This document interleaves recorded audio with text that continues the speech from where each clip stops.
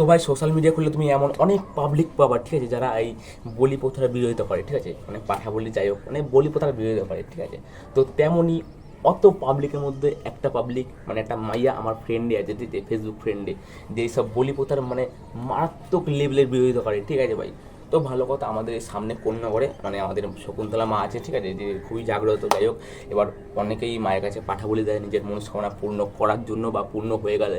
তো ভাই তাদের পারিবারিক ব্যাপারে আমি যেতে চাই না। তো ওখানে মধ্য কথা মানে আসল কথা যেটা, ঠিক আছে, তো ওখান থেকে যে কোনো একটা পার্টি যাই হোক, মানে ওখানে অনেক প্রায় ভালোই পাঠা বলি দিয়েছিলো। তো ওগুলোকে প্রসাদ হিসাবে মানে অনেক মানে লোক ছিল আমন্ত্রিত, যাদের খাওয়াবে প্রসাদ হিসাবে মানে নিরামিষ। তো সেখানে ভাই আমার মতন অনেক ছেলে ভাই এই জেনারেশনে ক্যাটারিং ব্যাটারিং করে, ঠিক আছে। তো ভালো কথা, সেই আমি ক্যাটারিং করতে গিয়ে দেখি যেই আমার ফেসবুক ফ্রেন্ডে একটা মেয়ে ছিল, যেই মেয়েটা এত বিরোধিতা করতো, ঠিক আছে, বলি প্রথার, ওই মেয়েটা সেখানে ওই দিন সেখানে খাইতে আইছে, ঠিক আছে। ভালো কথা, আমি দিলাম, গাপুর গুপুর মারলো, ঠিক আছে, সেটাও ভালো কথা।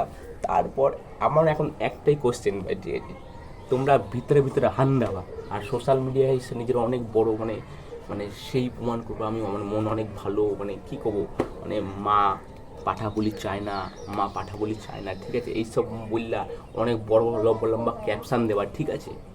তো আমি একটা কথা বলতে চাই ভাই, এসব আবালগিরি বন্ধ করো।